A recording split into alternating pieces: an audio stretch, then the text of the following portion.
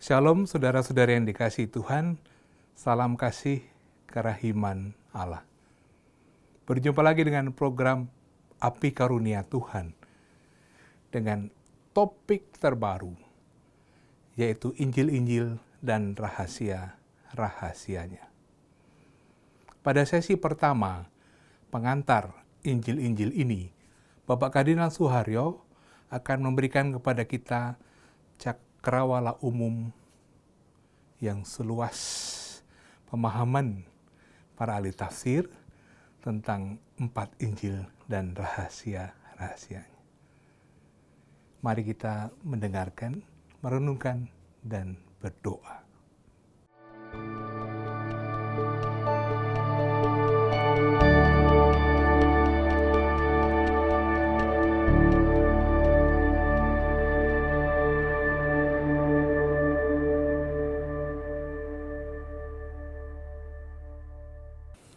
Saudari-saudara yang terkasih, dalam 9 pertemuan yang sudah berlalu, kita berusaha untuk memahami ajaran gereja yang berkaitan dengan kitab suci yang terdapat di dalam konstitusi dogmatis Dei Verbum.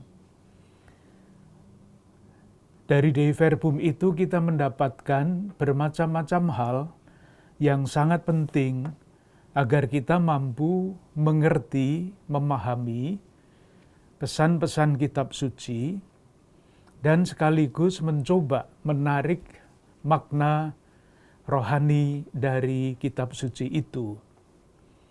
Hal-hal yang paling penting untuk memahami kitab suci dengan baik dan benar sudah disampaikan. Pasti kita tidak langsung menjadi ahli kitab suci.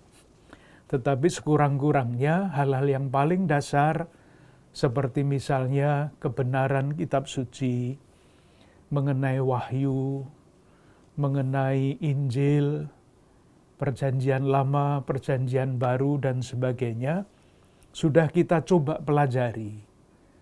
Harapannya dengan faham-faham yang paling dasar itu, kita semakin mudah membaca buku-buku yang berkaitan dengan kitab suci. Itu yang sudah kita lakukan. Sekarang kita mau melanjutkan dengan seri yang berikutnya. Kita ingat ketika kita berbicara mengenai Dei Verbum artikel 18, di dalam artikel itu dikatakan bahwa Injil artinya 4 Injil, itu adalah kesaksian utama tentang hidup dan ajaran Sang Sabda. Kesaksian utama.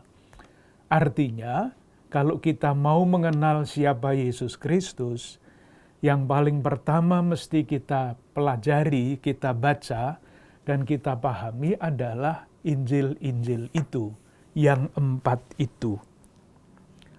Saya akan menawarkan gagasan-gagasan yang pertama-tama tentu dalam rangka untuk menambah pengetahuan kita tentang kitab suci, khususnya ke-4 Injil itu. Di pertama-tama adalah pengetahuan. Bahwa nanti berdasarkan pengetahuan itu, kita sampai kepada kemampuan untuk menarik pesan-pesan yang lebih mendalam, itu kita harapkan.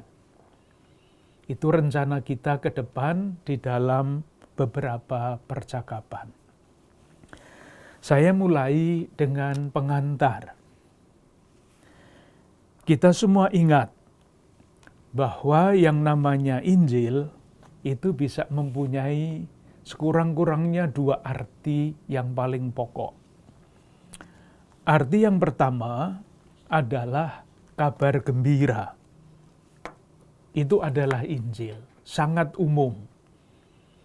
Dalam arti ini, semua yang tertulis di dalam kitab suci, baik perjanjian lama maupun perjanjian baru, sejauh menyangkut kabar gembira keselamatan, dapat disebut Injil. Artinya sangat luas. Dalam arti yang lebih sempit, Injil adalah pengakuan iman atau warta iman yang paling dasar, yang misalnya sudah kita sebut beberapa waktu yang lalu, kita temukan di dalam surat pertama Rasul Paulus kepada jemaat di Korintus bab 15 ayat 3 sampai 5. 1 Korintus bab 15 ayat 3 sampai 5. Itu Injil, inti Injil. Sebab yang sangat penting telah kusampaikan kepadamu, yaitu apa yang telah kuterima sendiri. Ialah bahwa Kristus telah mati karena dosa-dosa kita, sesuai dengan kitab suci, bahwa ia telah dikuburkan, dan bahwa ia telah dibangkitkan pada hari yang ketiga, sesuai dengan kitab suci. Ini kabar gembira, inti Injil dalam arti yang luas. Nah, dalam bentuk pengakuan iman, bentuknya lain, isinya sama, dapat kita lihat di dalam surat kepada orang Roma, bab 10, ayat 9 sampai 10. Rumusannya berbeda, isinya sama, karena ini rumusannya adalah rumus pengakuan iman. Saya baca surat kepada orang Roma, bab 10, ayat 9. Sebab jika kamu mengaku dengan mulutmu, maka namanya pengakuan iman, bahwa Yesus adalah Tuhan, dan percaya dalam hatimu bahwa Allah telah membangkitkan dia dari antara orang mati, maka kamu akan diselamatkan. Ini rumus Injil dalam arti luas, yang boleh kita sebut inti dari kabar gembira keselamatan, wafat, dan kebangkitan Kristus.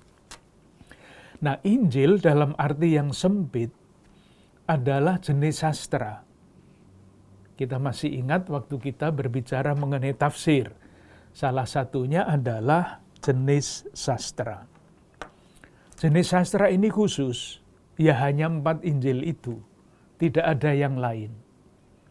Jenis sastra ini merupakan tulisan yang mengisahkan sabda dan karya Yesus, yang tadi itu, yang merupakan inti dari pesan keselamatan. Tetapi rumusannya bukan syahadat, tetapi rumusannya adalah kisah. Kisah Yesus Kristus, mulai dari yang paling penting, yaitu wafat dan kebangkitan Kristus, ditulisnya bukan dari depan ke belakang, tetapi dari belakang ke depan. Ketika inti iman adalah percaya bahwa Yesus wafat untuk dosa-dosa kita dan bangkit menurut kitab suci, lalu orang bertanya, Yesus yang wafat dan bangkit itu seperti apa? Maka dicarilah kisah-kisah yang berkaitan dengan hidup dan karya Yesus, jadi ke belakang. Nah, ketika hidup dan karya Yesus sudah ditemukan, disusun, orang masih bertanya, dulu masa kanak-kanaknya seperti apa? Seperti kalau kita berjumpa dengan tokoh-tokoh besar yang penting, lalu kita mencoba mencari hidupnya seperti apa, masa kecilnya bagaimana. Itu sama dengan yang terjadi dengan hidup Yesus. Oleh karena itu, kalau kita melihat misalnya kisah masa kanak-kanak Yesus, kelahiran dan masa kanak-kanaknya, tidak ditemukan di dalam semua Injil, hanya di dalam Injil Matius dan Lukas. Injil Markus tidak memuat masa kanak-kanak Yesus, tahu-tahu sudah tampil dibaptis. Karena apa? Karena ketika Markus menulis Injilnya, kisah-kisah itu belum jadi. Baru kemudian sekian tahun berikutnya, ketika Matius dan Lukas menulis Injilnya, kisah tentang masa kanak-kanak Yesus itu sudah tersedia, maka dipakai. Ini sekedar pengantar untuk mengingatkan kita kembali mengenai Injil dalam arti yang luas dan Injil dalam arti yang sempit, yaitu jenis sastra. Kita masuk ke pengantar yang utama. Ada 4 Injil dalam arti sempit tadi. Nah, kalau kita membanding-bandingkan keempat Injil itu, membacanya, lalu akan muncul pertanyaan dengan sendirinya. Pertanyaan yang pertama adalah, mengapa Injil Markus, Matius, dan Lukas itu begitu mirip? Ini pertanyaan. Mirip dalam banyak arti. Mengenai bahan misalnya, selalu disusun menurut beberapa langkah. Yang pertama, ketiga Injil itu mulai dengan persiapan. Yesus dibaptis, Yesus dicobai, baru kemudian tampil. Ketiga-tiga penginjil itu sama, seperti itu. Tampilnya di mana? Tampilnya selalu di Galilea, tidak di tempat lain. Jadi Galilea itu bagian atas dari Palestina.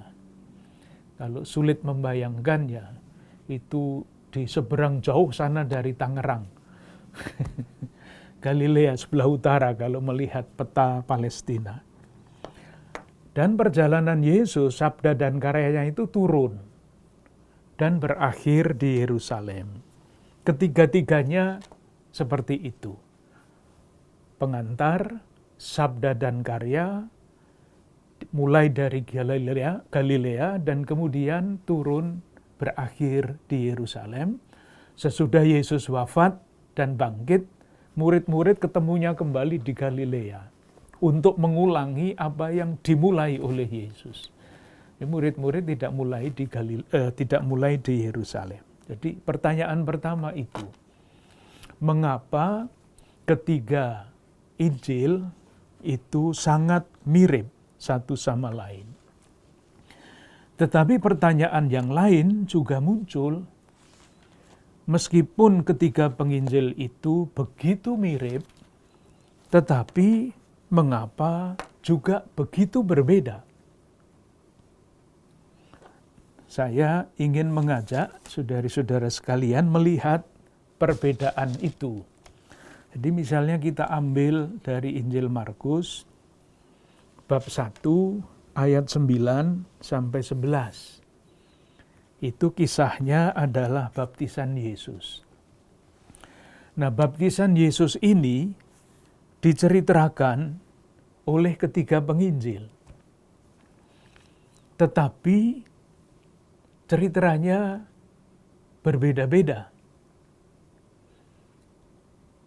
Nanti silahkan mengecek sendiri, memeriksa sendiri, membandingkan kisah pembaptisan Yesus menurut Markus, menurut Matius, dan menurut Lukas. Nah, saya sudah membaca ketika menyiapkan percakapan ini. Saya tunjukkan, nanti dicek.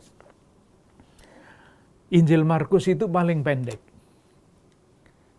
Injil Matius mengenai baptisan Yesus lebih panjang, dan kita temukan yang tidak ada di dalam Injil Markus. Itu Matius bab 3 ayat 13 sampai 17. Di dalam Injil Matius sebelum Yesus dibaptis ada percakapan antara Yohanes Pembaptis dengan Yesus.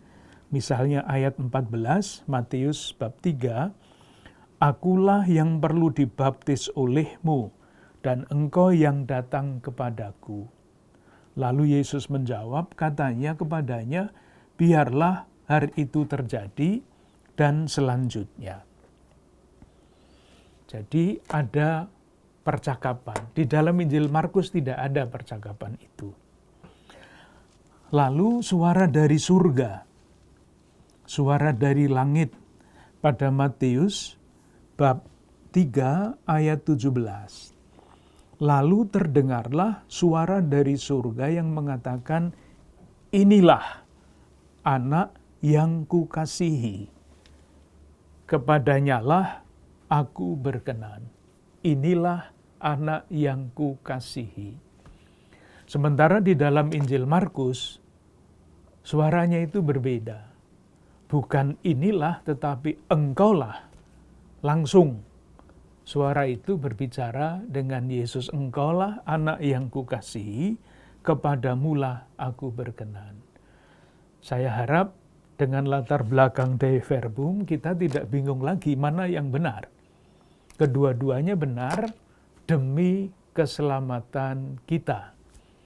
Nanti harus dicari maknanya kenapa berbeda. Injil Lukas lain lagi. Lukas bab 3 ayat 21 dan sampai 22. Lukas bab 3 ayat 21 sampai 22. Saya baca begini ceritanya. Ketika seluruh orang banyak itu telah dibaptis,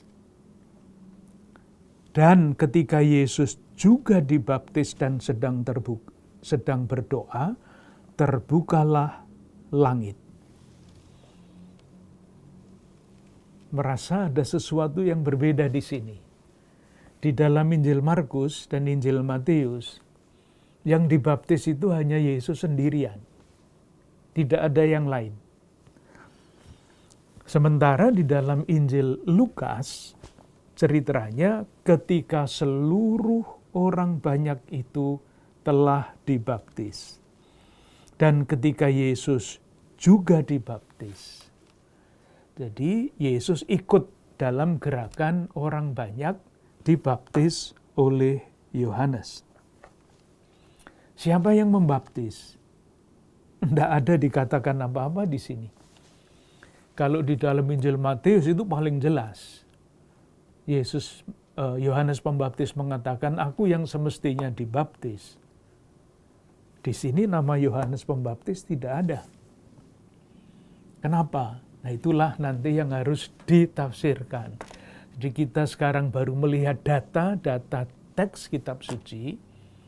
Lalu nanti kita langkah berikutnya adalah mencoba menafsirkan kenapa seperti itu. Masih ada yang lain lagi. Ayat 21. Ketika Yesus juga dibaptis dan sedang berdoa. Di dalam Injil Markus dan di dalam Injil Matius tidak diceritakan apa-apa bahwa Yesus itu sedang berdoa. Maka pertanyaannya, kenapa Lukas menampilkan Yesus yang dibaptis bersama dengan orang banyak dan pada waktu itu ia berdoa. Sekedar untuk menunjukkan, tadi kan yang pertama tadi, mengapa ketiga penginjil itu begitu mirip.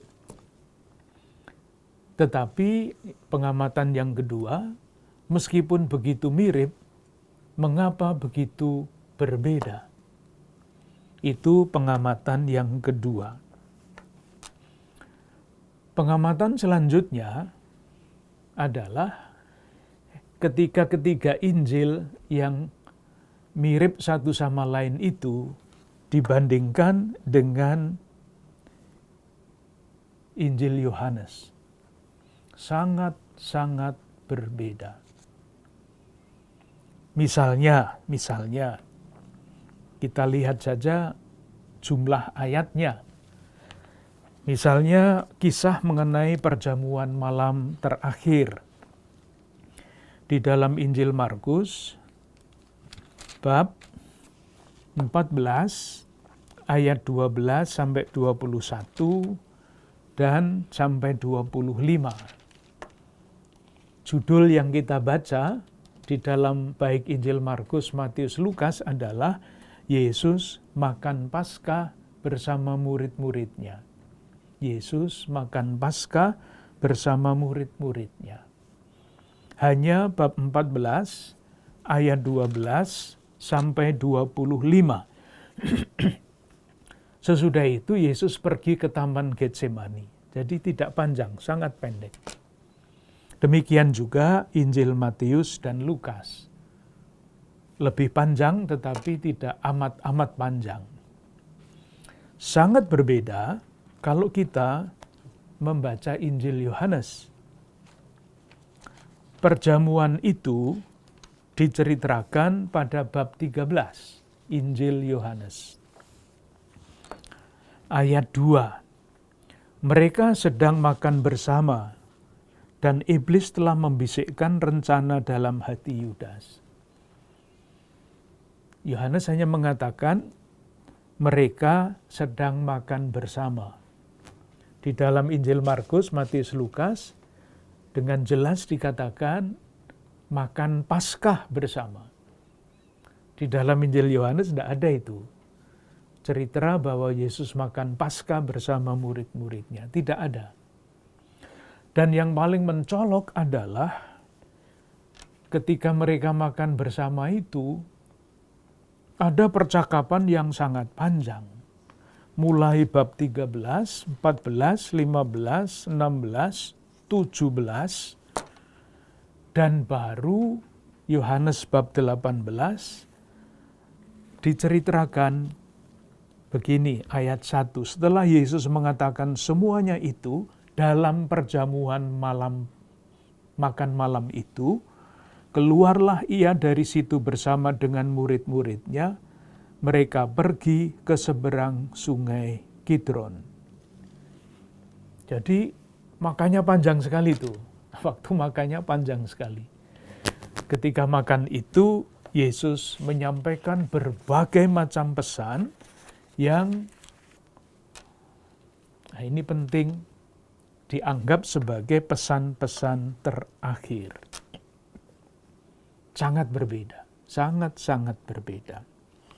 Belum nanti yang tadi sudah saya singgung, kalau kita lebih detail lagi, moga-moga saya tidak terlalu membingungkan. Kalau membingungkan, lupakan dulu. Tadi saya mengatakan, menurut Markus, Matius, dan Lukas, Yesus itu makan Paskah bersama murid-muridnya. Itu jelas sekali. Nah, kalau kita membaca Injil Yohanes, kembali lagi jangan tersandung imannya. Tapi nanti tantangannya adalah mencari pesan keselamatan itu. Menurut Injil Yohanes, Yesus itu tidak makan Paskah bersama murid-muridnya. Yesus makan malam. Tetapi makan malam itu bukan makan Paskah. Mana yang benar? Semua benar demi keselamatan. Kenapa kita mengatakan demikian? Itu bukan pendapat para ahli, bukan. Itu kata-kata kitab suci sendiri. Saya tunjukkan ayat-ayatnya. Injil Yohanes bab 19 ayat 14. Ini judulnya adalah Yesus dijatuhi hukuman mati. Jadi sudah ditangkap di Taman Getsemani, diadili di hadapan Pilatus, kemudian dijatuhi hukuman mati. Itu ya waktunya itu, urut-urutannya waktu seperti itu. Nah, pada bab 19 ayat 14 dikatakan begini, mulai dari ayat 13. Ketika Pilatus mendengar perkataan itu, ia menyuruh membawa Yesus keluar dan ia duduk di kursi pengadilan di tempat yang bernama Litostrofos, dalam bahasa Ibrani Gabata. Nah, sekarang hari itu ialah hari persiapan Paskah, kira-kira jam 12. Dikatakan dengan jelas, hari itu adalah hari persiapan Paskah. Makanya sudah lebih dulu makan malam, bukan makan Paskah. Sangat berbeda. Nanti masih berulang-ulang pada ayat 31 misalnya, karena hari itu hari persiapan Paskah. Bab sama ayat 42 dikatakan persiapan orang Yahudi. Nah, daripada saudara-saudara bertanya-tanya mengenai hal ini, saya ceritakan saja mengapa berbeda ya. Tetapi yang paling pokok adalah menunjukkan bahwa ketiga Injil, Markus, Matius, Lukas, sangat berbeda dengan Injil Yohanes. Nah, ketika para Markus, Matius, Lukas menceritakan Yesus makan Paskah, pesannya adalah Paskah Yahudi diganti dengan Paskah baru. Perjamuan Paskah Yahudi sekarang menjadi perjamuan Ekaristi. Itu pesannya. Yang lama sudah berlalu, yang baru diadakan.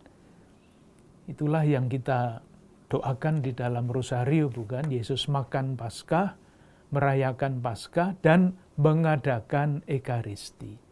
Paskah Yahudi diganti dengan Ekaristi. Nah, kalau di dalam Injil Yohanes pesannya berbeda.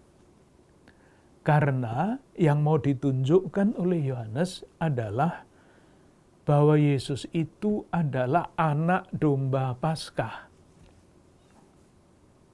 Nah, anak domba Paskah itu kan disembelihnya sebelum Paskah. Nah, kalau Yesus merayakan Paskah, itu domba makan domba nanti. Tidak cocok. Maka menurut urutan Yohanes, ini tentu tugas para ahli yang ruwet sekali, secara historis seperti apa, tapi kita tidak ambil pusing mengenai itu. Kebenaran demi keselamatan. Yang mau dikatakan oleh Yohanes adalah, Yesus itu adalah anak domba Paskah. Yang disembelih sebelum Paskah, ia mati sebelum Paskah dirayakan sebagai anak domba Paskah. Dari situ muncul inilah anak domba Allah yang menghapus dosa-dosa dunia. Kalau Yesus wafatnya sesudah Paskah, tidak bisa mengatakan inilah anak domba Allah.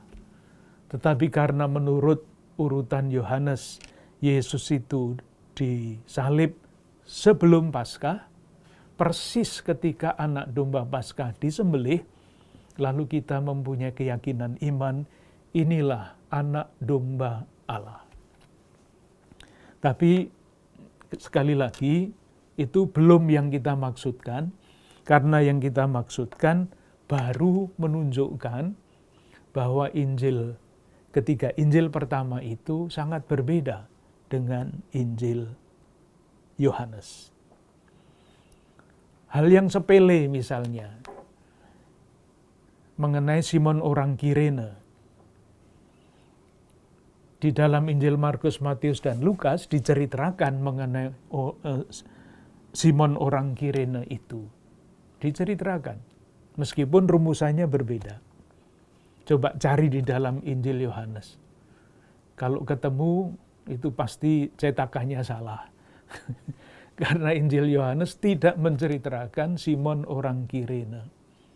Jadi kalau misalnya merenungkan kisah sengsara menurut Yohanes, lalu ada yang menyampaikan homili mengenai Simon orang Kirene, itu salah. Karena di dalam Injil Yohanes tidak diceritakan mengenai Simon orang Kirene. Kenapa demikian? Sudah kita simpan dulu, supaya ada pertanyaan di dalam hati nanti dijawab pada waktunya. Itu membandingkan ketiga penginjil itu dengan Yohanes mengenai isinya. Sekarang mengenai urut-urutannya. Urutan ketiga penginjil, Markus, Matius, Lukas, tadi sudah dikatakan praktis sama. Pendahuluan, Galilea, Yerusalem. Sudah, itu. Nah, di dalam Injil Yohanes, urut-urutan peristiwa pun sangat-sangat berbeda. Kita ambil contoh. Kita ambil Injil Markus bab 11. Kisah mengenai menyucikan bait Allah. Kalau membaca kisah di dalam ketiga penginjil, di dalam Injil Markus itu ada pada bab 11. Di dalam Injil Matius itu ada pada bab 21. Jadi sudah ke belakang. Di dalam Injil Lukas bab 19. Sudah masuk Yerusalem, ada peristiwa di bait Allah itu. Di dalam Injil Yohanes, kisah Yesus di bait Allah itu diceritakan pada bab 2. Ketika Injil baru mulai, sudah diceritakan Yesus di bait Allah. Nanti bisa dilihat, tidak usah dibaca, Injil Yohanes bab 2 ayat 13 sampai 25. Yesus menyucikan bait Allah bab 2. Jadi urut-urutannya boleh dikatakan dibalik oleh Yohanes. Titik temu keselarasan antara tiga penginjil dengan Injil Yohanes itu baru kita temukan pada kisah sengsara.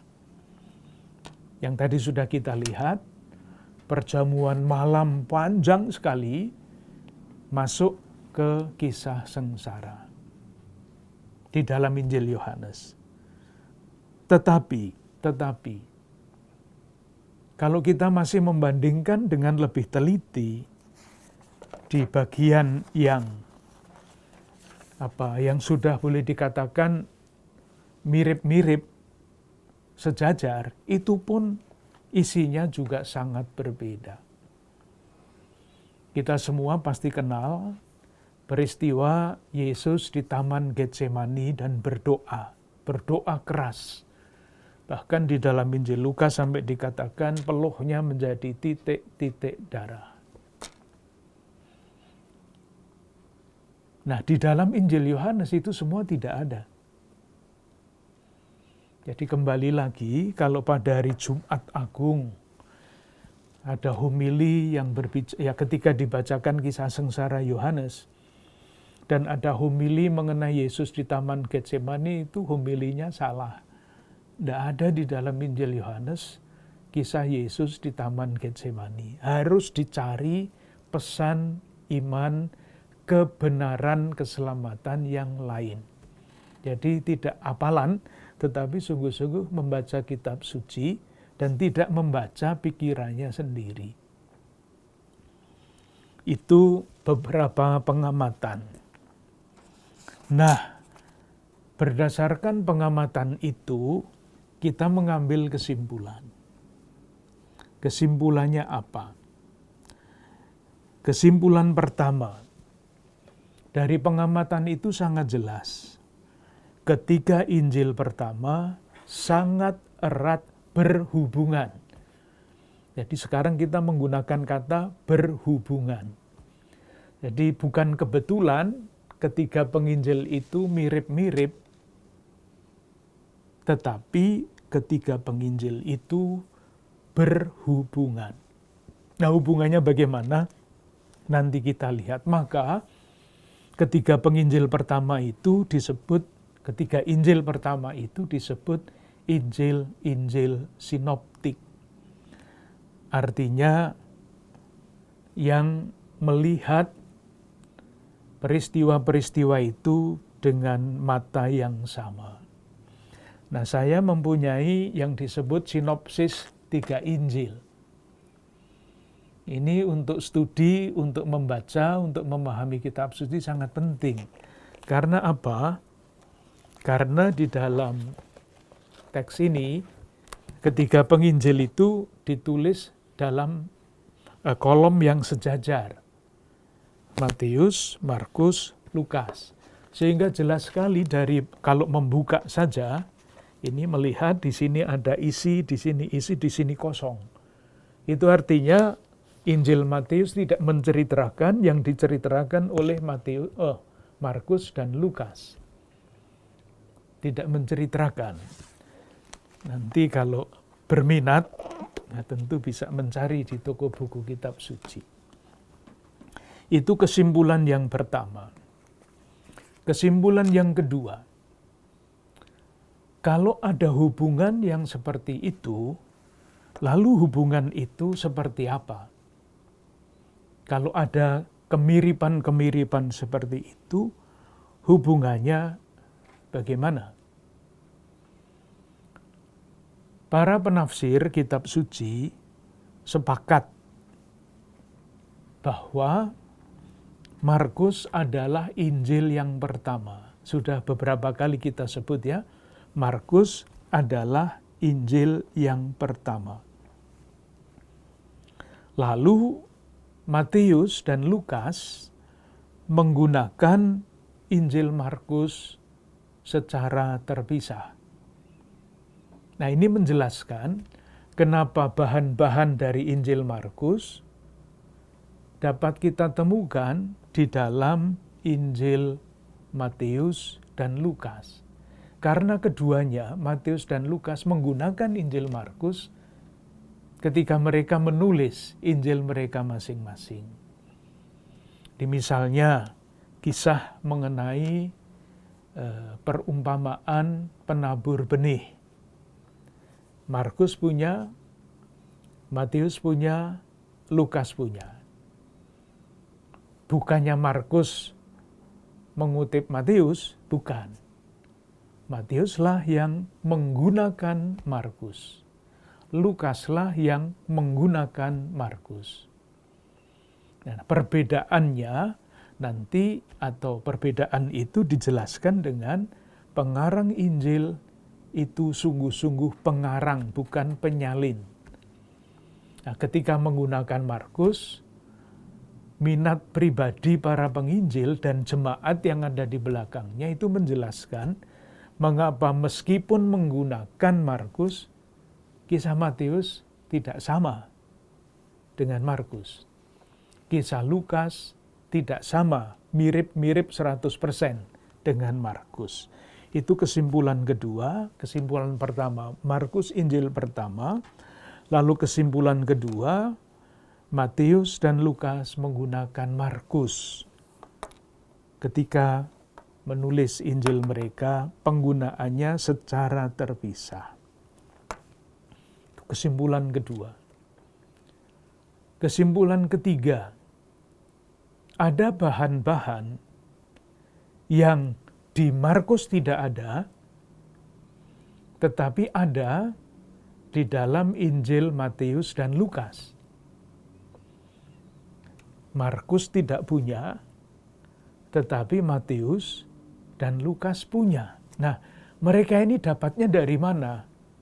Dapat bahan itu dari mana? Pasti tidak dari Markus, karena Markus tidak punya bahan itu. Misalnya, doa Bapa kami. Doa Bapa kami itu hanya ada pada Matius dan pada Lukas. Nah, ketika kita bertanya dari mana bahan ini diperoleh oleh Matius dan Lukas, jawabannya baik Matius maupun Lukas mempunyai sumber lain yang sama. Jadi selain menggunakan Markus sebagai sumber, Matius dan Lukas itu mempunyai sumber lain. Sebut saja sumber gitu aja. Yang memuat bahan-bahan yang tidak ada pada Markus. Sabda di bukit. Itu Markus juga tidak punya. Tetapi Lukas mengenai sabda bahagia misalnya ya, berbahagialah dan selanjutnya. Itu hanya kita temukan di dalam Lukas dan Matius. Meskipun di dalam Injil Matius disebut sabda bahagia di bukit. Kalau ditanya bukitnya mana, tidak ada. Sementara menurut Injil Lukas, sabda bahagia itu tidak dilaksanakan di bukit tetapi di lapangan. Berbeda. Karena apa? Mana yang benar? Semua benar demi keselamatan kita. Karena Matius menampilkan Yesus di bukit supaya sejajar dengan Musa. Musa dulu kan memberikan perintah, menerima perintah Allah itu kan di Gunung Sinai. Nah, gunung dan bukit itu kira-kira mirip-mirip. Sehingga ketika Matius mengatakan Yesus mengucapkan sabda bahagia di bukit, yang ada di kepalanya, dimaksudkan di hatinya adalah, lihat, Yesus itu seperti Musa. Yesus adalah Musa baru. Itu kesimpulan yang ketiga. Jadi Matius dan Lukas menggunakan sumber yang sama dengan nanti redaksi yang berbeda. Kesimpulan yang terakhir, ada juga bahan di dalam Injil Matius, bahan di dalam Injil Lukas yang sama sekali berbeda. Yang hanya ada pada Matius dan yang hanya ada pada Lukas. Misalnya apa? Misalnya kisah masa kanak-kanak. Jadi sebelum Yesus tampil, itu ada Matius bab 1 dan bab 2, ada Lukas bab 1 dan bab 2. Seperti kita semua tahu, kisahnya sangat berbeda. Yang sudah kita singgung di dalam perjumpaan yang lalu adalah malaikat itu menampakkan diri menurut Matius kepada Yusuf. Sementara di dalam Injil Lukas, malaikat itu menampakkan diri kepada Bunda Maria. Matius mempunyai kisah 3 orang Majus, Lukas tidak punya. Lukas mempunyai Kidung Maria, Matius tidak punya. 2 kisah mengenai kelahiran Yesus, tetapi isinya sangat berbeda-beda. Dari mana Matius mendapatkan bahan itu? Lukas mendapatkan bahan itu. Sebut saja itu sumber Matius sendiri, sumber Lukas sendiri. Yang tadi itu sumber Matius dan Lukas bersama. Nanti kalau membaca buku tafsir kitab suci, sumber yang dipakai oleh Matius dan Lukas itu diberi simbol pakai huruf Q. Itu bahasa Jerman, maksudnya Quelle, artinya sumber. Sementara sumber yang hanya dimiliki oleh Matius diberi simbol M, Matius.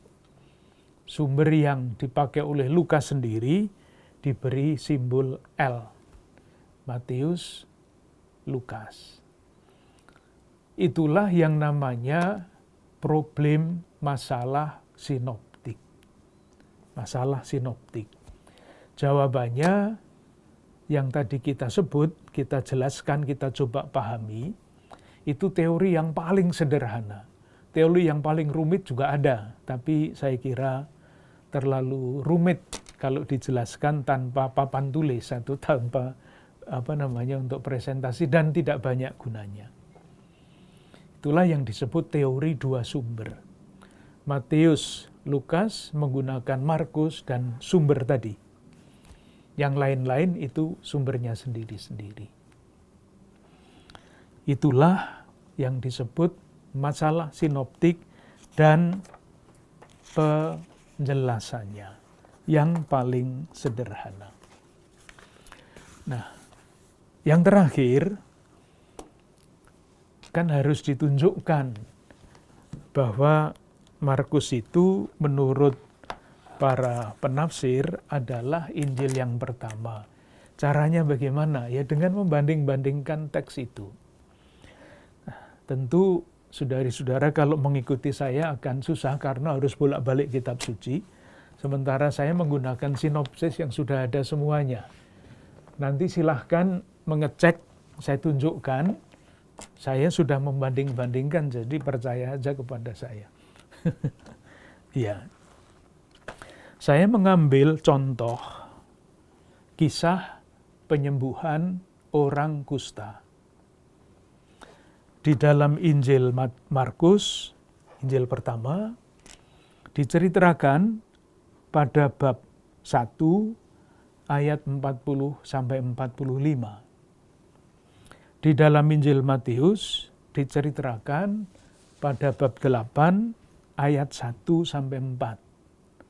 Dalam Injil Lukas bab 5 ayat 12 sampai 16.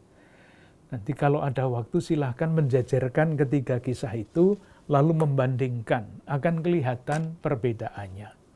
Saya tunjukkan. Melihat Lukas. Menurut Injil Markus dan Injil Matius, hanya dikatakan bahwa orang yang datang itu adalah orang yang sakit kusta. Itu saja. Markus bab 1:40, seorang yang sakit kusta.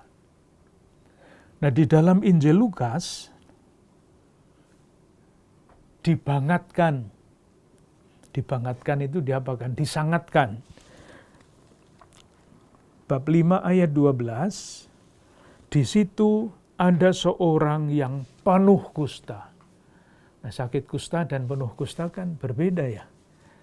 Kalau hanya kusta itu ya di sana-sini ada tanda-tanda kusta.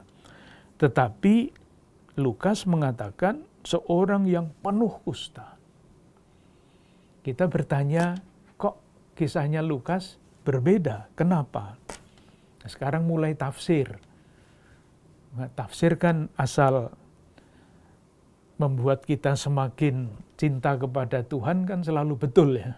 Kecuali kalau membuat kita semakin tidak senang, itu salah. Misalnya kita bisa mengerti begini, kenapa Lukas menyebutkan bahwa orang itu penuh kusta? Bisa sederhana sekali, Lukas itu seorang tabib. Jadi dia mengerti artinya orang kusta yang biasa dan orang yang kusta sungguh-sungguh sakit, berat. Maka dia menambah dari teks asli yang hanya kusta, mengatakan sakit penuh kusta. Matius mengikuti Lukas begitu saja karena dia nggak ngerti bedanya kusta dan sangat sakit kusta. Sederhana sekali. Belum nanti kalau kita perhatikan efeknya. Ini orang kusta ini kan disembuhkan. Kalau Yesus hanya menyembuhkan orang sakit kusta lah biasalah. Sakit kusta. Tetapi kalau orang yang disembuhkan itu penuh kusta, itu dramatis lebih kuat. Yesus memang hebat. Bukan hanya mampu menyembuhkan orang kusta, tetapi penuh kusta pun disembuhkan. Amat sulit kan menafsirkan itu. Kembali lagi, asal semakin mendekatkan kita dengan Yesus. Semakin memuji dan memuliakan Dia. Yang kedua, apa yang dilakukan oleh orang kusta itu? Saya baca Markus bab 1 ayat 40. Nanti saya tunjukkan yang lain itu omongnya bagaimana. Di dalam Injil Lukas dulu. Datang kepada Yesus dan sambil berlutut di hadapannya, ia memohon katanya. Jadi berlutut, memohon, berkata. Apa yang dikatakan oleh Lukas bab 5 ayat 12. Ketika ia melihat Yesus, tersungkurlah dia dan memohon. Seru kan? Kalau hanya berlutut itu kan ya biasa. Tapi kalau tersungkur, itu berbeda. Nanti kita bertanya, kenapa Lukas menggunakan kata seperti itu. Di dalam Injil Matius berbeda lagi. Maka datanglah seorang yang sakit kusta kepadanya, lalu sujud menyembah. Nah, kita kan bisa merasakan perbedaan antara tiga kata itu. Berlutut, tersungkur, sujud menyembah. Nanti kalau kita mempelajari masing-masing Injil akan menjadi semakin jelas.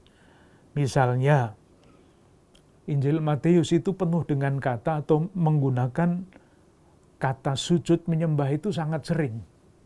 Kalau masih ingat, kisah 3 orang Majus dari timur itu ketika menemukan Yesus, mereka sujud menyembah. Ketika ke-12 Rasul mengalami penampakan pada akhir, Yesus yang bangkit, yang menampakkan diri, mereka sujud menyembah. Jadi rupa-rupanya kata sujud menyembah itu disukai oleh Matius. Kenapa? Nah itulah yang harus kita tafsirkan. Maka untuk sementara kita mengatakan teks aslinya adalah Markus. Lukas merumuskan ulang supaya peristiwa itu lebih dramatis, seperti menggunakan penuh kusta, sehingga mukjizat Yesus itu semakin semakin kuat. Sementara Matius menggunakan kata yang liturgis, sujud menyembah, karena Yesus adalah Tuhan. Maka sujud menyembah. Apapun tafsirannya, datanya seperti itu. Kembali lagi ketika kita menafsirkan dan tafsiran kita semakin mendekatkan diri kita, membuat kita semakin mencintai Tuhan, pasti benar tafsiran itu. Yang ketiga, Markus bab 1 ayat 41. Maka tergeraklah hatinya oleh belas kasihan. Jadi menurut Markus ketika Yesus melihat orang kusta itu, hatinya tergerak oleh belas kasihan. Di dalam Injil Matius dan Lukas tidak ada itu. Tidak menceritakan kedua penginjil itu bahwa Yesus tergerak hatinya oleh belas kasihan. Kenapa? Ya, sekarang menafsirkan kalau mau tahu persis ya besok kalau ketemu dengan Matius dan Lukas. Tapi tafsirannya adalah begini, kalau Yesus tergerak oleh belas kasihan, itu watak kemanusiaannya sangat menonjol, hati tergerak. Jadi tekanan pada kemanusiaan Yesus. Nah, rupa-rupanya oleh Matius dan Lukas dalam peristiwa ini, nanti di tempat lain kedua penginjil itu juga bicara tentang Yesus yang tergerak oleh belas kasihan. Tetapi dalam peristiwa ini, rupa-rupanya bagi kedua penginjil itu sekarang waktunya tidak untuk menampilkan kemanusiaan Yesus. Itu didukung oleh apa? Nah, kata orang kusta itu kepada Yesus, kembali Markus bab 1 ayat 40. Orang kusta itu berkata begini, kalau engkau mau, engkau dapat mentahirkan aku. Kalau engkau. Dan kita tidak berbicara kepada Bapa Suci, engkau sedang apa? Kan tidak begitu. Di dalam Injil Lukas dan Matius, kata engkau itu diubah. Tuhan, jika Tuhan mau, Tuhan dapat mentahirkan aku.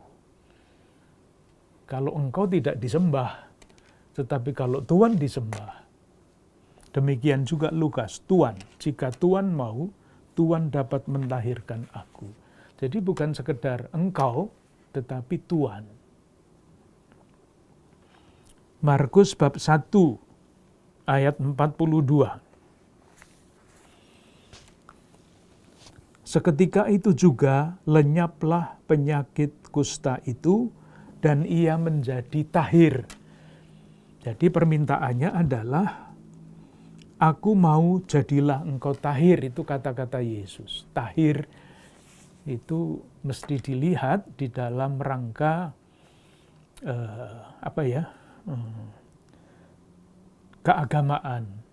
Seperti sekarang haram dan sebagainya itu bukan kata yang sehari-hari, tetapi dalam konteks agama.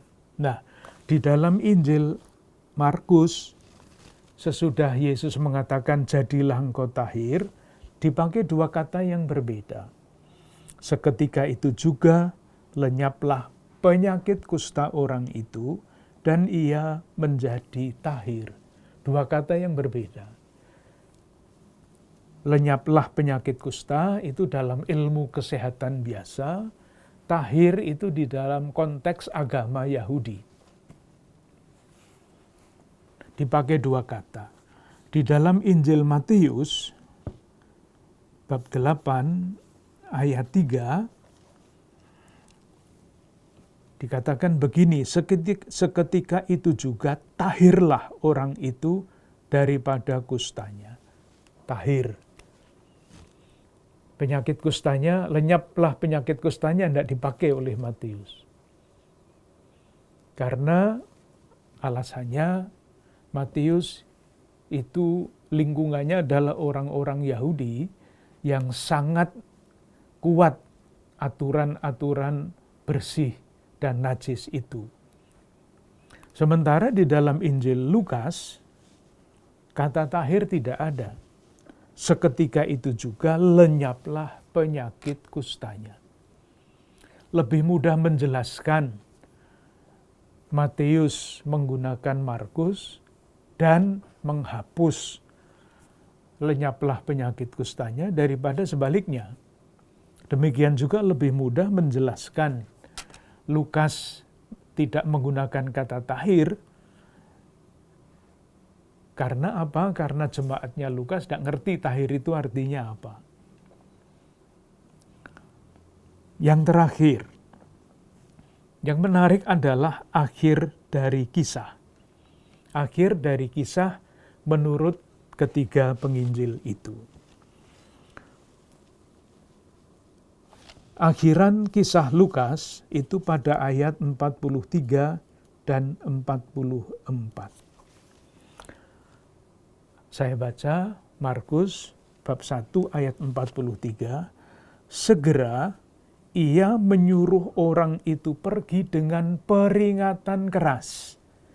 Peringatan keras.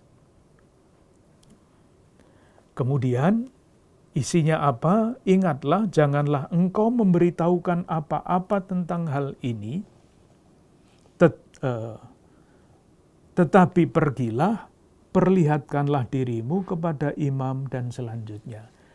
Larangannya isinya dua, peringatan keras, jangan omong kepada siapa-siapa. Perintah yang kedua, pergi perlihatkanlah dirimu kepada imam-imam. Apa yang dilakukan oleh orang kusta itu? Ayat 45. Tetapi orang itu pergi memberitakan peristiwa itu dan menyebarkan kemana-mana. Di orang kusta itu tidak taat kepada perintah dengan kualifikasi larangan keras. Tidak taat. Akibatnya apa? Sehingga Yesus tidak dapat lagi terang-terangan masuk ke dalam kota. Akibatnya tidak bagus bagi Yesus. Ia tinggal di luar tempat-tempat yang sepi, namun orang terus juga datang kepadanya dari segala penjuru. Ini akhir kisah mengenai penyembuhan orang kusta menurut Markus. Nah, menurut Matius, dalam sinopsis ini jelas, kolomnya kosong. Jadi di dalam Injil Matius, kisahnya berhenti pada peringatan Yesus, lalu kata Yesus kepadanya, jangan engkau memberitahukan, tidak ada peringatan keras, tetapi memang dilarang memberitahukan. Injil Lukas sangat berbeda. Injil Lukas ayat 14, bab 5, Yesus melarang orang itu, kerasnya tidak ada. Supaya tidak memberitahukannya kepada siapapun dan juga berkata pergilah dan sebagainya. Nah, tadi kan diceritakan menurut Markus, orang kusta yang disembuhkan itu tetap menyebarkan. Di dalam Injil Lukas, penutupnya rumusannya berbeda, ayat 19. Tetapi kabar tentang Yesus makin jauh tersiar. Sama. Lalu kita tanya, siapa yang menyiarkan? Markus akan menjawab, ya orang kusta yang dilarang keras itu. Tetapi kalau kita bertanya kepada Lukas, siapa yang membuat kabar itu tersiar? Tidak ngerti, karena tidak ada sebutan apapun di sini. Dan yang terakhir, ayat 16, akan tetapi ia mengundurkan diri ke tempat-tempat yang sunyi dan berdoa. Jadi kalau di dalam Injil Markus, orang yang disembuhkan dari kusta itu tidak taat kepada Yesus. Yesus kesulitan karena kabar tentang dia tersebar sehingga repot. Terpaksa tinggal di luar, di tempat-tempat yang sepi. Kalau menurut Lukas ceritanya lain, kabarnya tersebar iya. Apakah kabar yang tersebar itu membuat Yesus terpaksa di luar? Tidak. Karena oleh Lukas dikatakan, tetapi ia mengundurkan diri ke tempat-tempat yang sunyi dan berdoa. Ingat ketika tadi kita omong tentang pembaptisan Yesus, Lukas juga menceritakan Yesus sedang berdoa. Jadi rupa-rupanya Lukas juga ingin menampilkan sekalian di dalam peristiwa orang kusta disembuhkan itu, Yesus memang di dalam saat-saat yang penting di dalam hidupnya berdoa. Moga-moga ini jelas kita bicara berdasarkan Dei Verbum bahwa Injil adalah kesaksian utama, artinya keempat Injil. Tetapi sebelum melihat masing-masing Injil, kita melihat bahwa 3 Injil pertama itu sangat mirip tetapi sangat berbeda. Dan kalau ketiganya dibandingkan dengan Injil Yohanes, perbedaannya besar sekali. Sebagai pengetahuan umum. Supaya hal yang kita bicarakan tentang kebenaran kitab suci itu menjadi semakin jelas. Kalau ada perbedaan kisah, jangan tanya ini yang benar yang mana. Tetapi semuanya benar demi keselamatan. Sehingga kalau ditanya oleh orang lain yang fahamnya berbeda, kita bisa menjelaskan faham kita tidak seperti itu. Faham kita lain. Sebagaimana diajarkan oleh ajaran resmi gereja. Terima kasih.